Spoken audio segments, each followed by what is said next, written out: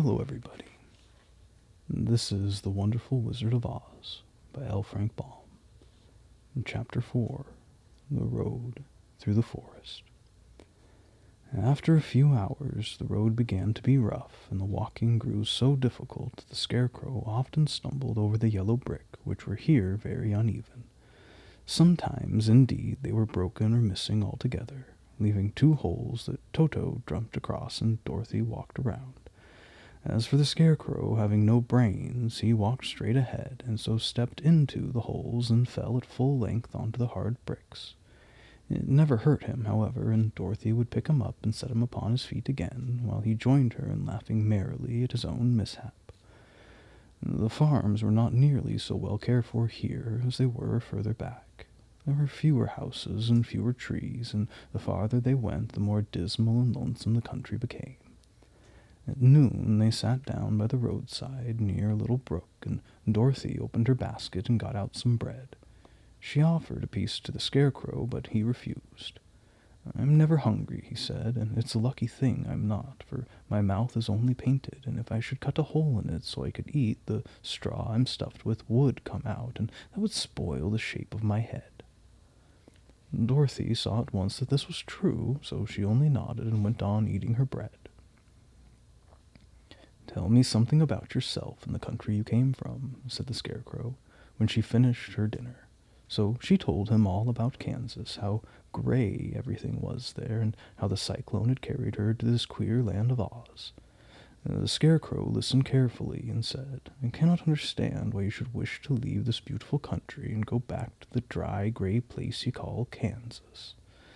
"That's because you have no brains," answered the girl. "No matter how dreary and gray our homes are, we people of flesh and blood would rather live there than in any other country, be it ever so beautiful.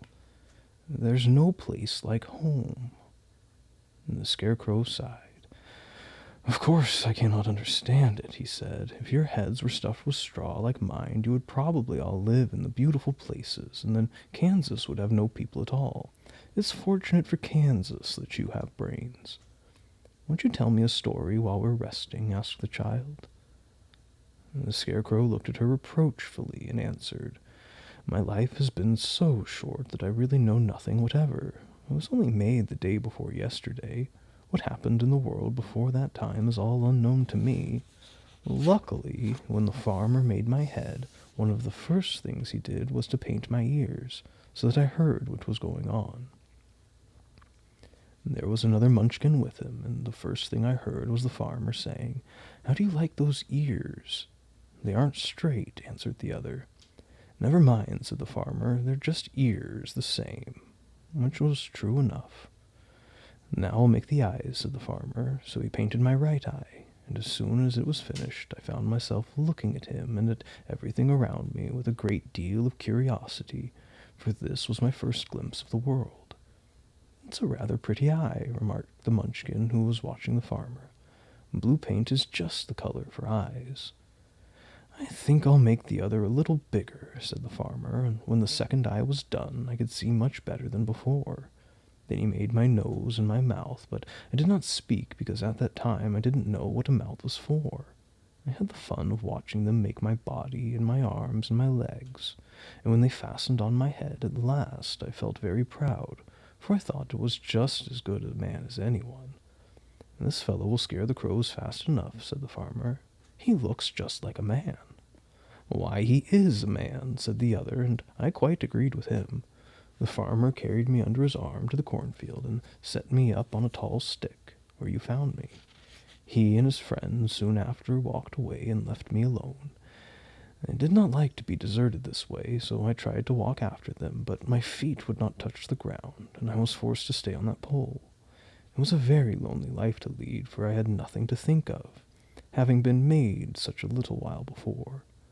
Many crows and other birds flew into the cornfield, but as soon as they saw me they flew away again, thinking I was a munchkin. This pleased me and made me feel that I was quite an important person. By and by an old crow flew near me, and after looking at me carefully he perched upon my shoulder and said, 'I wonder if that farmer thought to fool me in this clumsy manner. Any crow of sense could see that you are only stuffed with straw.' Then he hopped down at my feet and ate all the corn he wanted. And the other birds, seeing he was not harmed by me, came to eat the corn too, so in a short time there was a great flock of them about me. I felt sad at this, for it showed I was not such a good scarecrow after all. But the old crow comforted me, saying, "If you only had brains in your head, you would be as good a man as any of them, and a better man than some of them. Brains are the only thing worth having in the world, no matter whether one is a crow or a man." After the crow had gone, I thought this over, and decided I would try to get some brains. By good luck, you came along and pulled me off the stake, and from what you say, I'm sure the great Oz will give me brains as soon as we get to the Emerald City. "I hope so," said Dorothy earnestly, "since you seem anxious to have them." "Oh, yes, I am anxious," returned the Scarecrow. "It's such an uncomfortable feeling to know one is a fool." "Well," said the girl, "let us go," and she handed the basket to the Scarecrow.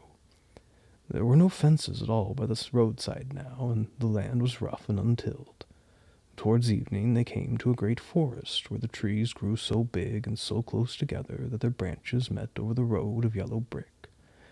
It was almost dark under the trees, for the branches shut out the daylight, but the travelers did not stop and went on into the forest.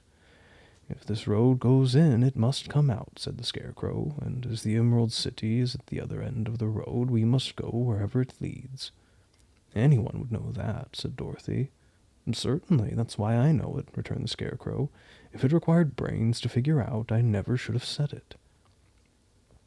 After an hour or so, the light faded away, and they found themselves stumbling along in the darkness.